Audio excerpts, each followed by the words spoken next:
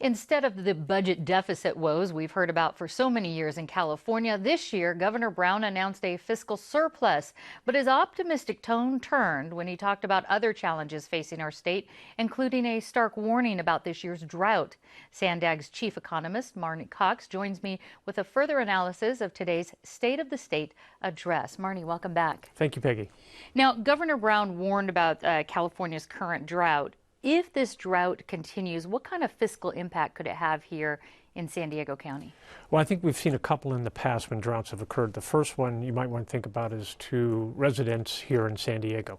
We're typically asked to conserve, and in order to reduce our consumption amount of water, but the water districts need a flow of income to pay for their debt that's outstanding, so they typically raise the price. So each of us here in San Diego will probably be paying more for water in the event we can't conserve enough to meet those targets. Because as we conserve and use less water, they're still going to have to raise the prices to make up Yes, for each it. gallon we consume, the price will be more expensive. That's right. The governor also talked about this budget surplus. Remind us of what he said on how he wants to spend this $4 billion. Well, the surplus will be divided into a couple pieces here. One, he wants to put together a rainy day fund. And I think the rainy day fund is in light of a couple things. One, he's saying, look, a lot of the money we've gotten this year that's creating this surplus is one-time money. So we can't spend it for ongoing obligations that we have. Instead, let's think about it as a rainy day fund, and it really cover a couple things. One, as you mentioned, the drought issue. He may have to dip into the rainy day fund in order to make up for some of the drought problems we have. But the other one is California's revenue sources are very volatile. A lot of them dependent upon very wealthy individuals as well as the stock market.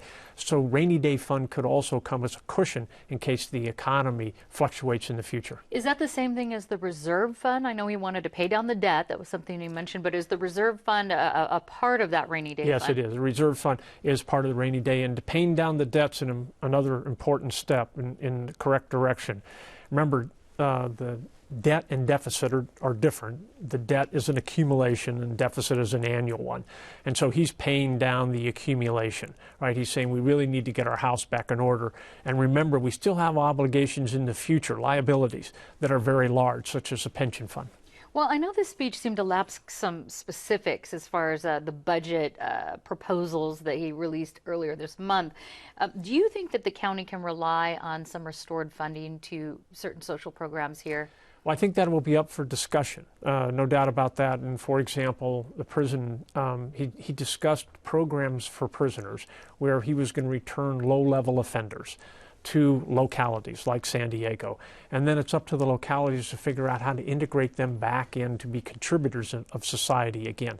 And I think the question the county might have is, look, those are possible, it's a good idea, but how do we fund it? What funds come along with the new responsibilities that you're providing us with? And specifically in realignment, a big issue here in San Diego. Yes, it is. That's right. And as far as the unemployment, he sort of painted this fiscal picture that was sort of glowing, that there's 1 million new jobs since 2010.